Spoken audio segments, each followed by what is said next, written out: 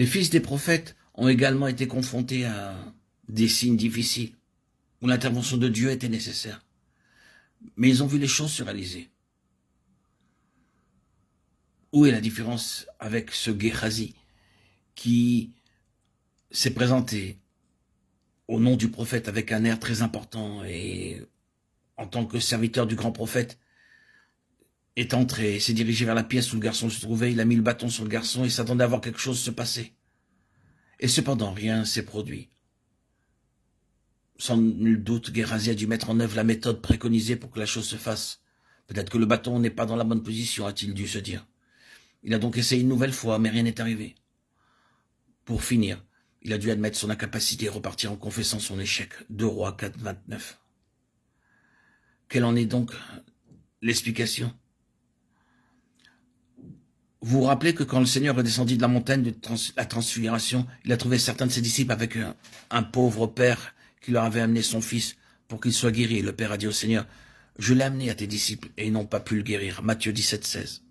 Ensuite, les disciples ont demandé au Seigneur, « Pourquoi n'avons-nous pas pu le mettre dehors en parlant du démon ?» Bien sûr, vous vous rappelez comment Géhazi a fini. Il avait vu le miracle dont Naaman avait été l'objet. Celui-ci, se voyant guéri de sa lèpre, a voulu faire un présent au prophète, et le prophète l'a refusé. Mais Géhazi était gouverné par des intérêts personnels, et il est allé auprès de Naaman, et en inventant une histoire, il a obtenu le présent. Quand il est revenu, son maître lui a dit, « Mon esprit n'était pas absent lorsque cet homme a quitté son char pour venir à ta rencontre. La lèpre de Naaman s'attachera à toi. » 2 Rois 5, 26, 27. Géhazi était devenu lépreux. Maintenant, et c'est une chose très solennelle de rapporter cela au Nouveau Testament, vous voyez, Simon-Pierre dans cette cour reniant son Seigneur 3 fois avec des serments et des malédictions. Que signifie tout cela? C'est étroitement associé avec le Seigneur même de la vie, le prince de la vie. Et pour Pierre comme pour d'autres disciples durant tout le temps de cette association avec Jésus, vous pouvez déceler des intérêts personnels. Ils avaient des intérêts personnels pour le royaume, ils voulaient la position dans le royaume, ils se querellaient entre eux pour savoir qui serait le plus grand dans le royaume. Oui, il y avait des éléments personnels, à la fin de tout cela, c'est la mort et la lèpre spirituelle.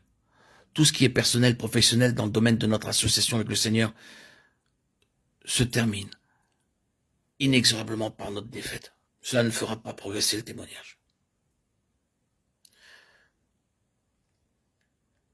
Si les fils des prophètes étaient dans une autre position, ils étaient en union vivante avec celui qu'ils appelaient Père. Il n'y a rien en eux qui soit de l'intérêt personnel.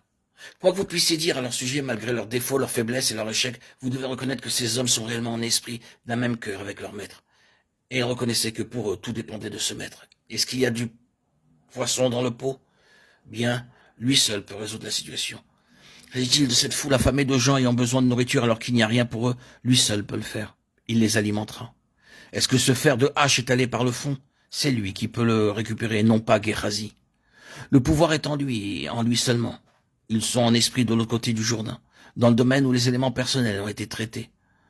Je reconnais que l'image est imparfaite, mais je pense, et il n'y a aucun doute, que c'est ce principe que nous avons dans tout cela.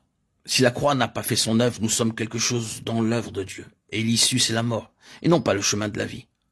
Quand nous revenons au domaine pratique, c'est la voie de la mort, comme pour Géhazi, et cela doit être rejeté en fin de compte dans la honte et l'échec. Quand la croix a été bien plantée dans cette vie propre, ce n'est plus moi, mais Christ, c'est la voie de la vie. Nous pouvons entrer dans des situations très difficiles, qui peuvent être considérées comme la mort, mais non point à la mort, mais pour la gloire de Dieu, afin que le Fils de Dieu soit glorifié. Jean 11, 4.